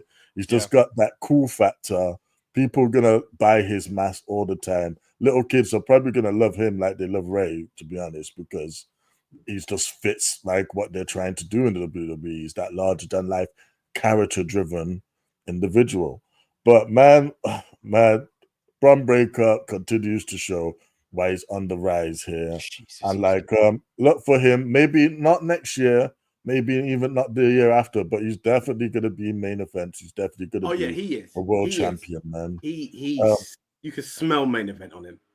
100%, man. And like of course the main event though is the whole beef between Balor and Dominic. It's been building. It finally bubbled over in this match, and it felt so organic. It wasn't forced. It wasn't silly. It wasn't drawn out. It was just like, all right, like you crossed me for the last time. I'm stomping your head in now, and you did. And like the ending was literally a coup de grace because man, like we come up the top rope, then he got hit with that frog splash, and it was on point. The timing of these guys was so perfect. Yeah. And like Dirty Dub is your champion. And this is a testament to like when you do stuff with people.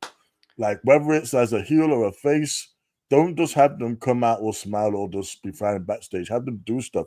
Because now organically people love Dirty Dum for the year that he's had, for being that slimy bad guy that we all boo so loud he cannot get a word in. So now, like, it's just 180 to everyone singing Dirty, Dirty Dom, and he's your new intercontinental champion. And they're chanting, you deserve it. It's crazy. He does deserve it. People screaming Hall of Fame to a 23-year-old is just ridiculous. What, 25-year-old is mad. But one of the things we have to give Dom credit for, and why this guy deserves a title, he not only saved his own career going heel, he saved the Judgment Day. He's made Judgment Day so relevant in a time when they didn't have an identity to where they are now. That people care about the breakup of Judgment Day. No one cared about the breakup of Retribution. Like, we just called for the end of it. That's what they felt like at one point. It was like, oh, they've lost Edge, they're no one. This group of potential mid-carders at best, for people to be this invested, yeah. I must admit, though, Dom winning did make me think, something else is going to change later on. Obviously, with the person who turned up as well, it was obvious. But, yeah. For me... I still think it's going to be Alistair. I think Alistair SmackDown, that's my problem. I was talking about the tag match. I'm like, him winning, I was like, I don't know if him and Liv were going to hold at the same time. I was a bit dubious. It would have been cool, but hey. For me, overall on this one, 3.5. 3.5. Maybe even 4, but I'm going to go with 3.5. Oh, I'm nearly at a 4.5 here. I adored this match.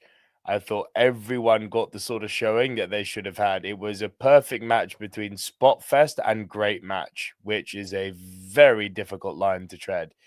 Highlight for me was actually Bron Breakker German suplex deadlifting 2 other men. I was like, on his feet, literally on his feet, dropping, man. And didn't even pop, just back. I was like, 2 men. And they were curled up and balled up. Like Penta had freaking Balor in the Penta driver position, and he just deadlifts them both backwards without landing on his back. I'm like, the strength. The strength. I struggle carrying my 11-month-old son. This dude's lifting 2 fully grown men. The strength. Like, it's 4. unreal. Yeah, man. 4. Like 3.5 is too low. 3.5 is way too low. Well, it's your score, but No. I'm thinking about the moves that you're talking about. I was thinking about spots as well. I think I lowballed it because it's a mid-card title, but these guys really put on 4. I'm gonna go with 4. 4.25. Well, you know what? I was gonna go with 4, but then I remembered something, man. Like Bron Breakker paid extra tribute to his uncle with that Breaker math, and for that alone, I'm gonna put an extra 0.5 points to give it a 4.5. So if you take away the 5 points from the main event being here, that gives me an extra 5%. Class, absolute class. The problem is that this was where Wrestlemania basically ended. Well, let's talk, because Wrestlemania is all about moments. Now, you could talk about many moments that could have happened for us as fans. As a fan of BritWres at the moment, and seeing the evolution of people who have left the UK and become something, this next match says a lot. If you don't follow BritWres or even TNA, this means jack all to you. But if you pay attention to those 2 variables that I mentioned, this is one great moment. 3, Kevin because Owens NXT as well. NXT as well, yeah. Kevin Owens is sadly injured, and we had rumors of Rusev. We had rumors of Aleister Black. We had rumors, well, me with Sami Zayn. A multitude of people, grand returns, you know. At no point did we picture the man whose name we didn't say, but he still appeared. Joe Hendry at Wrestlemania, carrying the TNA title. That's good for TNA. But for Joe Hendry, when we talk about a year, maybe a year and a half, this man has absolutely had it, and I am happy for every moment for him. As a individual, I've never been so happy for another individual. Honestly, for all people who have had a Mania moment, this one just had me like, I am so happy for Joe. Like, well flipping done. That's what I love about this. It was just too... again, we can joke about who and how you see TNA. He was in a WrestleMania moment with Randy Orton. That is something. It's not just someone that, okay, he was fed to Randy, no doubt. But still, it's not like we brought out James Ellsworth and everyone went, oh, whatever. It was, no.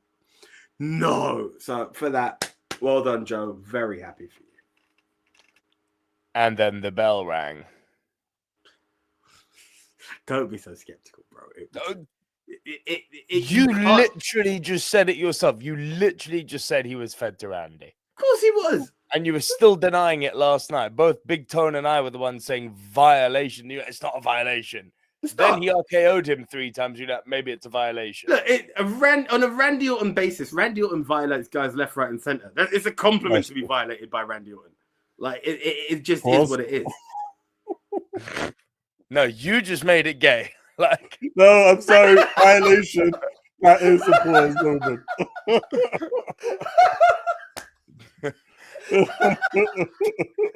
You just made that. No, but Randy is Randy.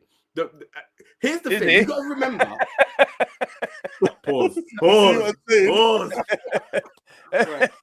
What you've got to remember, the element of RKO out of nowhere is exactly that. So we'd be like, that's such a disrespect to Joe. But Joe taking that stance, pause. Now pause sounds so wrong. But Joe pauses, turns around, gives that grin, and out of nowhere, completely out of camera shot, comes this RKO. Yes, it is a violation, but the stick that is Joe Hendry, the stick that is Randy Orton, you merge it together, that is the RKO out of nowhere. It is. That's why I'm like, it's not a violation. It had to be. Great. The match sucked. I'm sorry. Nah. I totally disagree. That match was fun and did what it needed to do. I think that was probably Joe Hendry's best moment of his life, man. He came out as the big surprise, could have bombed extra hard, yeah. But we got a huge ovation, man, and people loved it. And like, yes, he's in there for like basically a comedic match with Randy Orton. But hey, it's Randy Orton.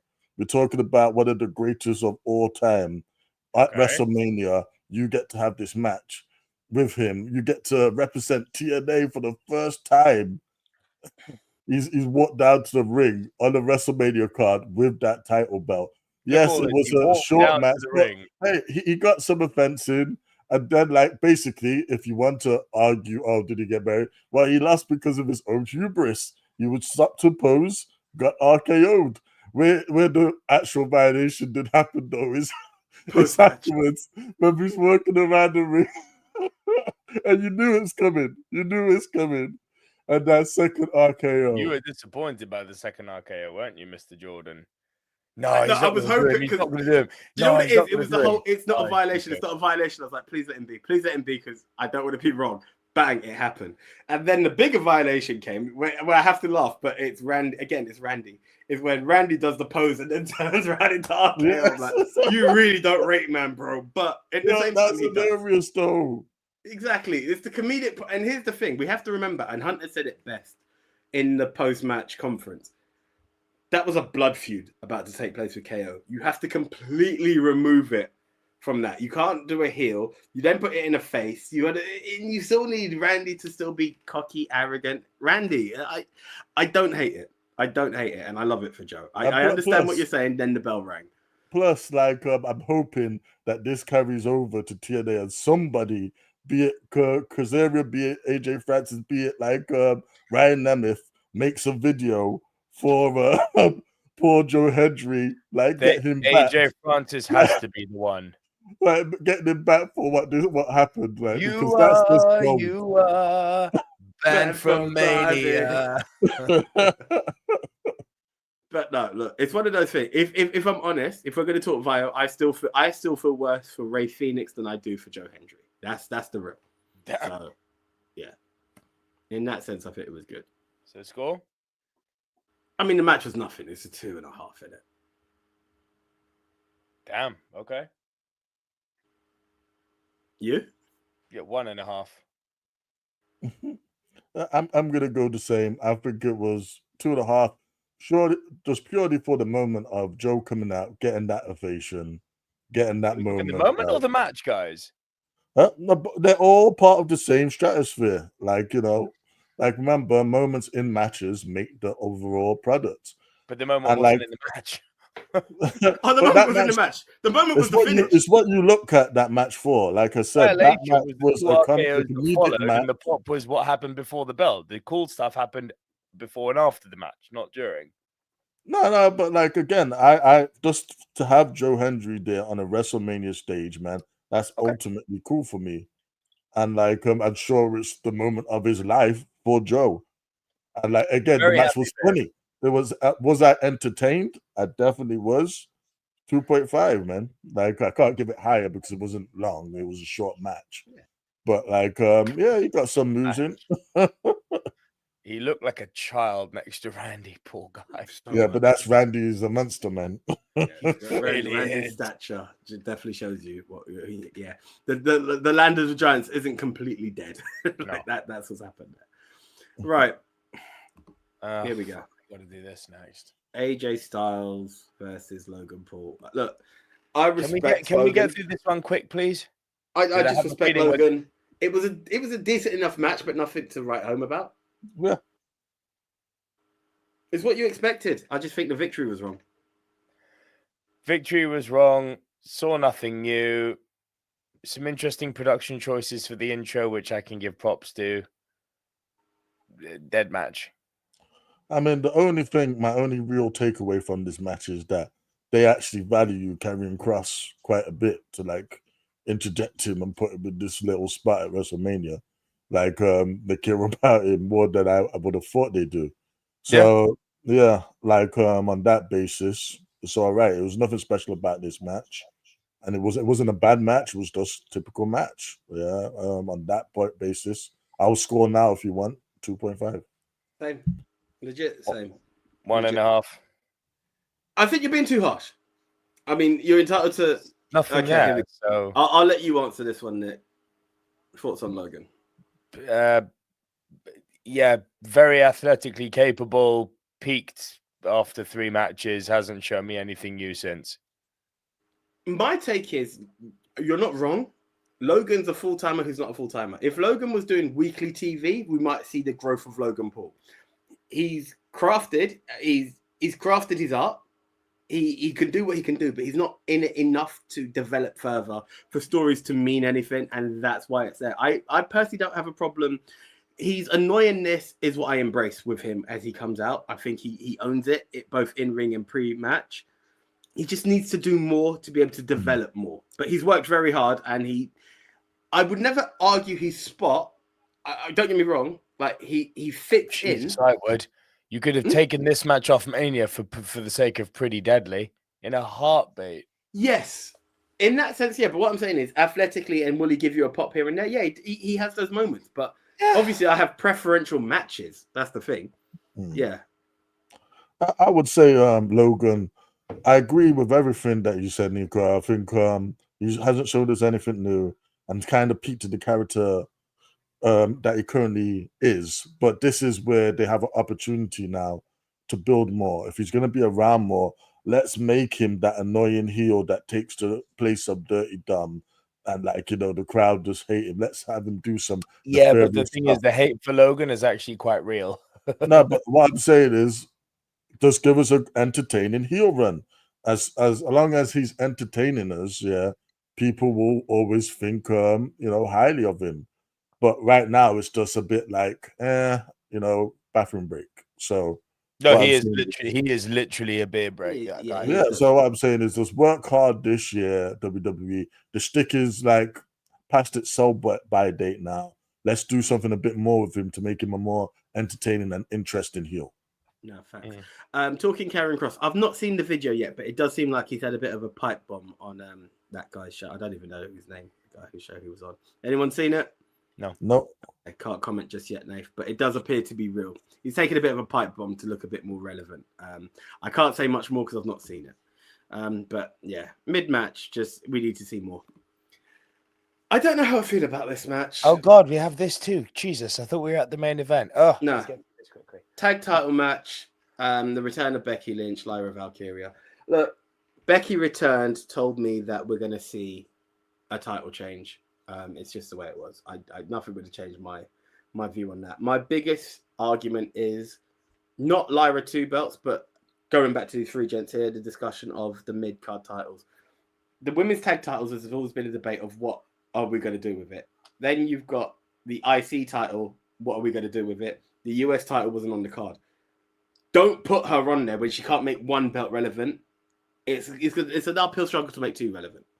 That's my takeaway from this. I don't have much to say about this match. I think it was poorly calculated. It was nice to see Becky back, but I think the whole booking around this was wrong for me.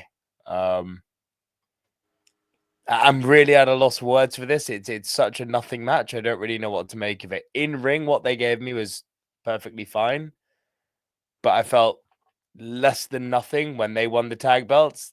Zero reaction from me. No, same. Well, you know what? I'm a bit more positive about this. Of course I feel when you look about back at Mania and Mania moments and everything, Mania is about moments. And if you're a Becky Lynch fan, if you are a young fan who digs Lyra, this was a moment for you. Not only did you get this big surprise of Becky coming back, even had some go balling in the crowd, at that, which is a great moment for her. She comes back and she wins gold. Ultimately, where do we go from here is the thing. I think it's a bit sad for Liv and Raquel because they've had such a great year. Liv should have really been in a much more prominent spot than she was, as being pretty much the MVP of the women's division this entire year. But then it does open up some stuff to happen in the future now. Bayley should literally come back and be mad now that Becky just stepped into that whole spot that she was going to be in. And whether she targets Lyra, whether she targets Becky, I would like to see Bayley turn off of this win. Yeah, I don't think they're going to hold those tag titles for long. They might even lose them tonight at Raw. But it was just a moment, and for what it was, it got over. So yeah. The prediction I made to AJ is that they lose the tag belts quickly. Becky blames Lyra. Becky goes after Lyra, takes Lyra's IC belt, and makes it relevant. Maybe Lyra blames Becky. Good. Maybe Lyra goes Becky. We've had heel Becky. It didn't work too well. People prefer to cheer for the man. But yeah, whatever. Yeah, Yeah. actually, I prefer that. Lyra goes heel, Becky takes the title. I like that. Honestly, 2. Solid decent wrestling, but nothing to write home about. Agreed, 2. I think because the match itself was actually pretty decent, I would say 2.5. Ever the optimist. Okay, guys. Second time tonight. Main event. Oof. Cody Rhodes, John Cena. I like the way that Cena's video was just black and white. I like that he just walked down. The aura of John Cena was there. Cody Rhodes had a modified Iron Man mask. Well done. Woof. Look, honestly, here's the thing. I said it before, and I don't think people agree with me, and it's fine. I preferred Priest's early 3-month run. Priest's run of the title, then in that 3-month span, I preferred what Priest done than what Cody done. I don't hate Cody.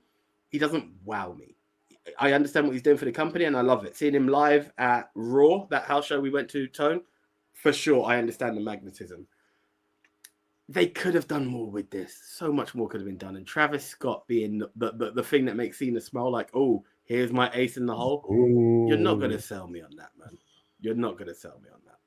Exactly. What are we doing? What are we doing? The match sometimes hype and expectation will be the killer. It may have been. I knew you were going to say that. I love it. I'm saying you put hype on something, but the match was flat. The match was flat. I think you're being too generous. That this was actively a bad match. This was bad. Yeah, the hype didn't help because we were, this is a Cena 17-time record-setting championship, but these two have got zero in-ring chemistry, like none. The wrestling that was on display, the moves that they chose to execute, other than a moment where Cena got eye poked for a 5-knuckle shuffle, which gassed me for a microsecond. The exchange, the tete-a-tete, the back and forth that they were doing, the changing of who was on top, it was so poorly executed. And to culminate in not only a dud of a Dwayne Johnson tease coming out, it's like Travis Scott comes out and people popped because people thought that meant The Rock was coming out. Yeah. And then it's just him. And we're meant to buy the fact that John Cena's gassed to see this dweeby little rapper. But look at Nathan's statement. There was UFC fighters in the crowd, but Travis Scott is the blackjack. Like, come on, it's not. Yeah. And it's and then it got worse because they did this back and forth. My title. I mean, WWE need to drop that. Every time they've done it, it's gone so bad. It was so bad. And then they tried to hit a spot by the story spot where Cena said, you're going to have to make the decision in one of his promos. Mm. And I know they're going to call back and try and make that a big deal. Narratively, it made sense. But again, so badly executed. And Cody is just as guilty as John Cena of being a cartoon character in that moment. And I love Cody Rhodes, as you know. And I love John Cena even more. But they brought... This was like watching a bad episode of Cartoon Network. It was bad. And then for it to end so unceremoniously, like, they would have won me back over if after that title belt shot, Cody still kicks out. Yeah. And then you get Cena going, okay, no, I'm not smiling anymore. F this guy. Seriously, what do I have to do to put him away? Then you've won me back over a bit more. Attitude adjustments couldn't put him away. Full attitude adjustments. The Travis Scott slap and a freaking title shot put him away. I'm like, wow, really? I think what this Wrestlemania established is that the most devastating move in all of sports entertainment is the low blow. Yeah. this was. I hate saying this about a guy who I've championed as WWE champion. I love Cody Rhodes, and about a guy who's on my Rushmore of wrestlers, all-time Rushmore. This was one of the worst wrestling matches I have maybe ever seen So from the top pedigree, and especially when you consider the importance associated with it. Jesus Christ, they dropped the ball. I'm going to quote you on this. You talked about it, I think maybe with Solo, but I think it was definitely with Theory. Cena can't go anymore, and it's not a bad fit. Like, it happens. If you've been out of it for too long, sometimes you need to get back into it. Now, I'm not saying he doesn't. It was a dud match. I think not only is Father Time against Cena, the other side of it is he was trying to do something different as the heel. Whereas had he been face Cena, he might have given it, because he really slowed it down for this one. Really slowed it down. Ridiculously so. I mean, freaking Larry Zbyszko was saying these guys were slow. Like, I'm sorry, this was ridiculously slow. And I know Cena being an absolute, mic mechanic promo genius, he's going to be able to spin this. Because one of his promos was, "I'm going to ruin wrestling for you."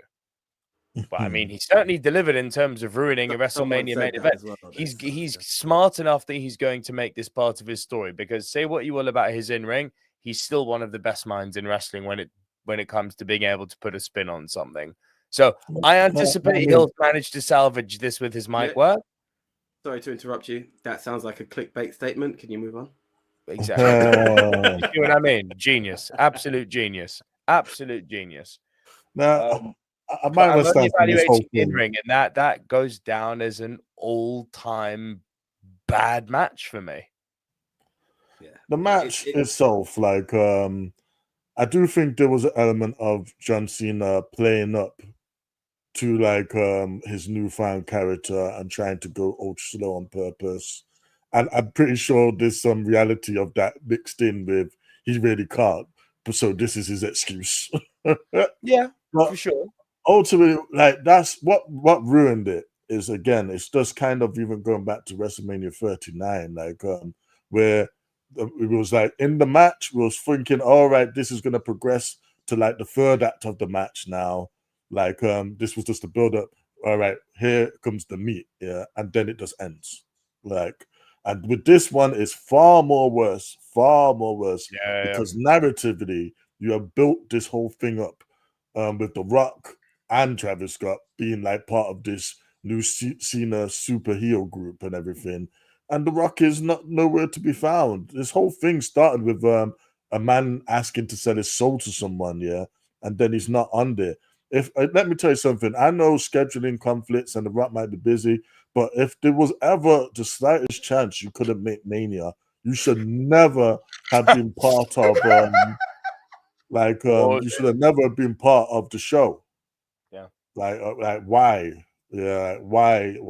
Because The Rock, aside from Triple H, is the most insecure man in wrestling. That would be why Rock needs to stop inserting himself into. But all of that, like, fair enough. But at the same time, like, from a storyline standpoint, his scheduling should have been clear. He has that week enough. He turns up and delivers, because now it's not a thing where people are booing it because of the heel win. They're booing it because it generally sucks. Yeah, and like. WWE gonna have to live with that now. They're gonna have to course correct and everything because the storyline seems stupid. And what the worst part about the whole thing is that is tied to history and Cena's 17-time title win. Yeah. I'm not saying that it needed to be an epic match. I'm just saying it should have had a better payoff. It should have been more screwy. If it had, like I said, if you took WrestleMania 17's ending, where, say, Travis handed Cena a chair and Cena wailed on Cody like 85 times, fair enough. Like, Cena literally killed Cody in the middle of the ring with a steel chair or something. That's believable. But you telling me everything that Cody's been through, and he's been through a lot this year, that's what finally done him in. A low blow in the title shot. Come on. As Mr. TKO, if you can't make it, do a part where Travis pulls the ref out and be like, hey, guys, on the Titantron, this match is now no DQ. Then you lead into the wailing. There are so many things that The Rock can do without even physically being in the building because he has that power, you could have worked on. This was weak as. Really bad. I Really hate bad. And you do callbacks to old manias, Tone, Obviously the very different dynamic here to what I'm about to compare, but there was an aspect of Mania 18 about this, in the sense that the guy who was meant to be a heel, Hogan, ended up being cheered. Look at the SmackDown that happened before Mania. People were cheering Cena, who was meant to be the dastardly heel, and turning on Cody.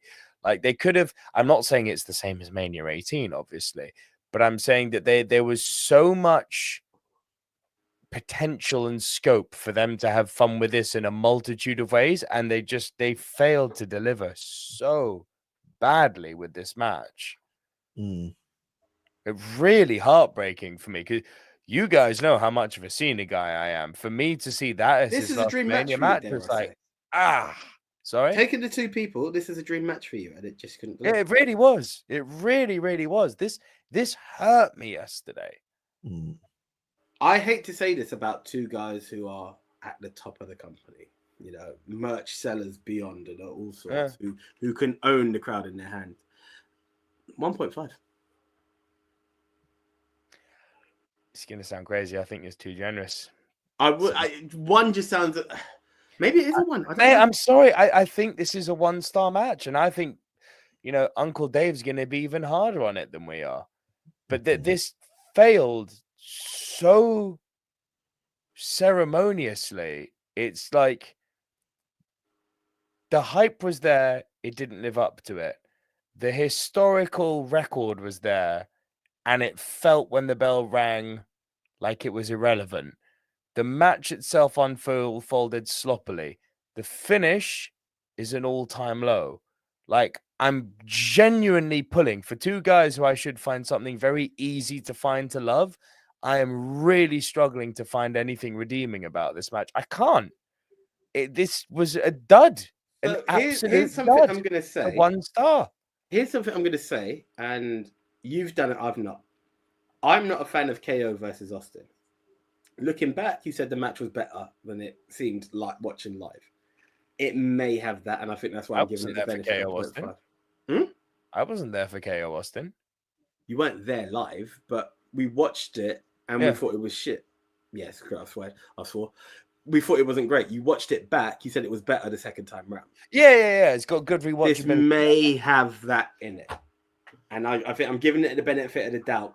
I'm not sure if the 1 is the benefit of the doubt or the 0.5 is the benefit of the doubt.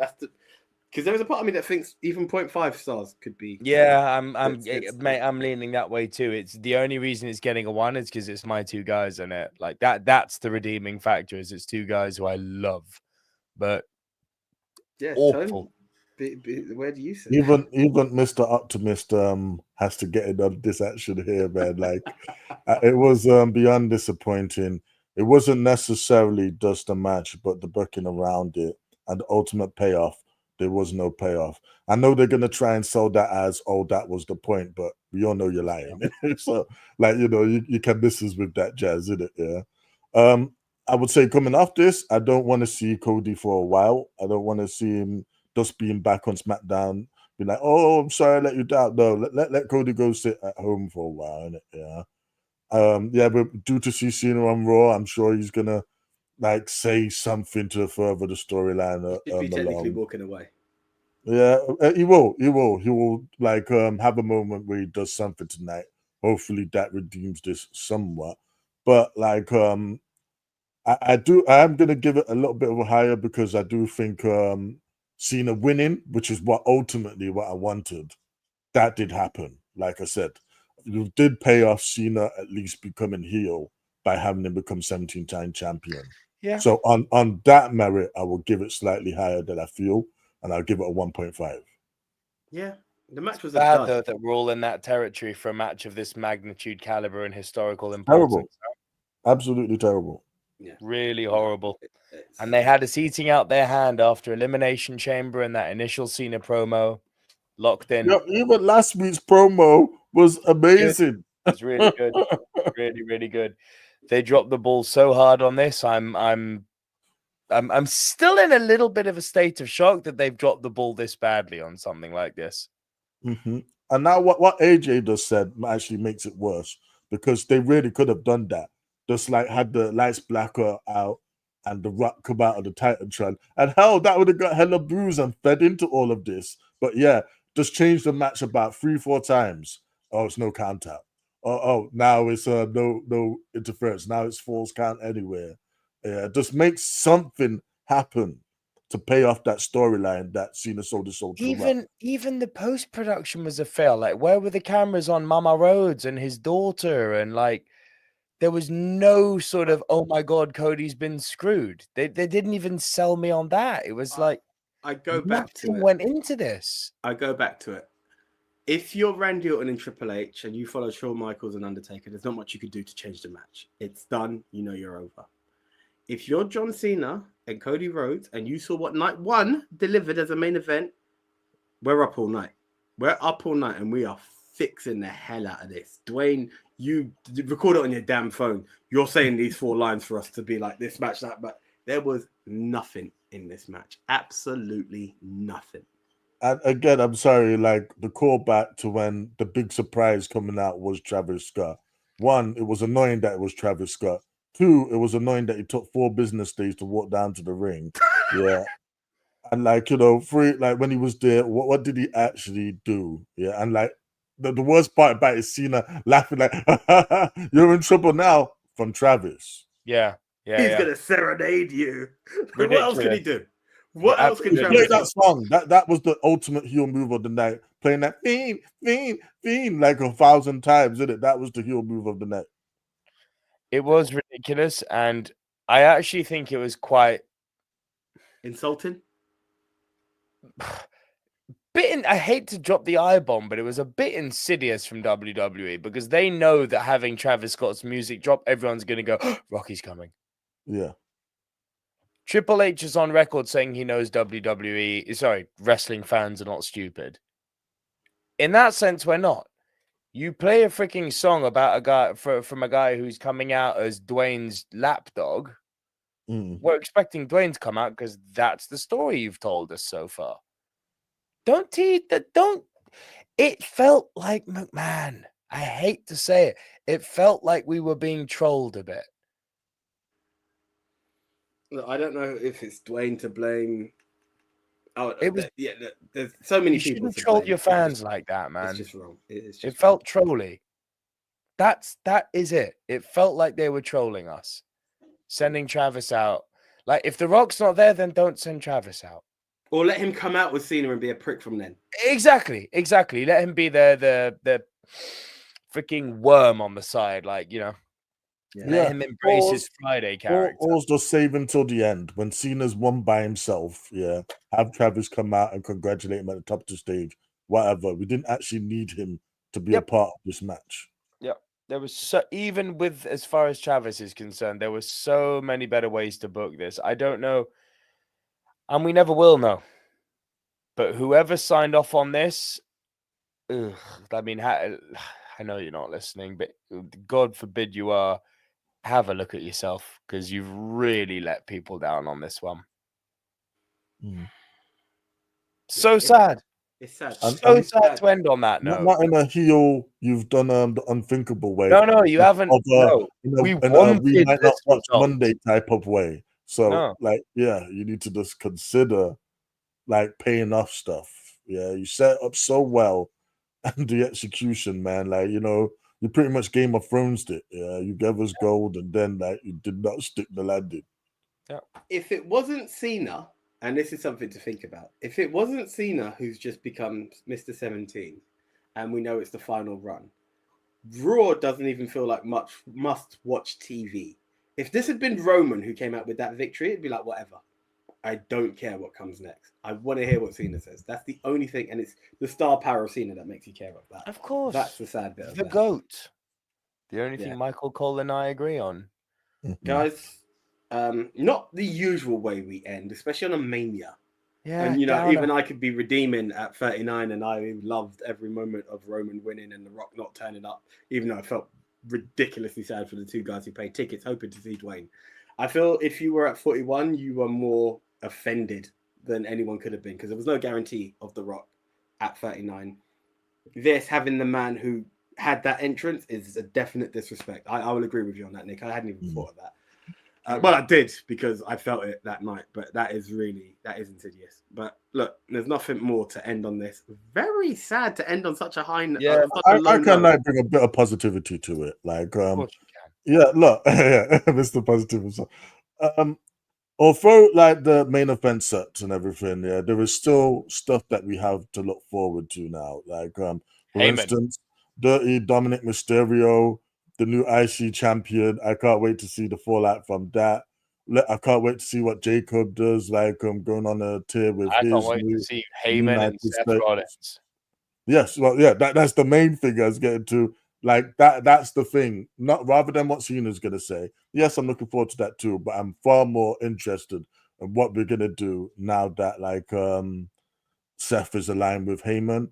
And yeah, it's gonna be a warm moment to see Jay come down with that world title and like that whole main event, Jey Uso music playing and everyone eating. You know, it's gonna be a lot of fun. So there are things to look forward to. There's always things in wrestling to batten up, but there's still stuff to look forward to. SmackDown is looking like a barren wasteland because Jay. This is the problem with SmackDown is that they're still. Jay is on Raw, Heyman is on Raw, Seth is on Raw, and Cena is specifically coming to Raw. SmackDown is barren. SmackDown is still TV, and I understand you're trying to appease Netflix. You could do more. I know Cena walking away technically should make the world's title a bit more relevant, but I don't think Jay's the man to make it that relevant. Long live the B belt. It should have been. Come again? Long live the B belt. Well, this is it. This is a chance. This is a chance to shine, Jay. Because if Cena is walking away after tonight, you are the champ on WWE TV. Yeah, that is a positive light. Maybe we start to see the elevation of that belt. And our surprise returns as well. Like I said, I'm looking for Alistair, looking for Rusev, maybe someone else we didn't think of. Heyman has an HR case pending. Well done. But okay, guys, look, don't want to drag it out too much. We've done 2 shows. It's coming up to 2 hours. So until the next time, comment below if you are watching this post live, naturally, because there's no one else commenting. But yeah, what were your thoughts on 41? I think you had some good points, but a really low ending. That is very hard to defend. That's my final take. 3 good matches out of 13 is not 14, good enough. 14. Yeah. 3 out of 14 is just not good enough. Which is really sad because the last 2 Manias have been pretty damn good.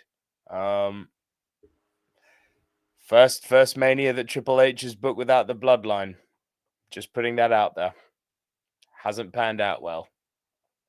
Merit really, over milking the cow. Yep. Really has not panned out well. Don't make me miss the bloodline now, Hunter. Don't do it. God, if you miss the bloodline, that will be everything. I swear to God, that will be everything. It scares me. It scares me because SummerSlam's not been great as a pay-per-view. It's not been dead. It's not been the greatest. It's been dead for a moment. Like, this is what I'm saying. It's not been the greatest party of the summer. That is now entering 2-night territory this year. Bring on Money in the Bank. That at least is interesting because they've always got a chance to surprise. Clash in Paris. That's going to be fun. The crowd's going to make that fun. Yeah. If Cena shows up, it'll be fun. Right. Okay, guys. I'm the 1AJ. I'm Double V. And you. One time champ. And I'm Big Tone, the former champion, handing over the reins, the responsibility to our new champion. Anyway, thank you for watching. Big Tone at the Zone. We out, guys. See ya. See ya.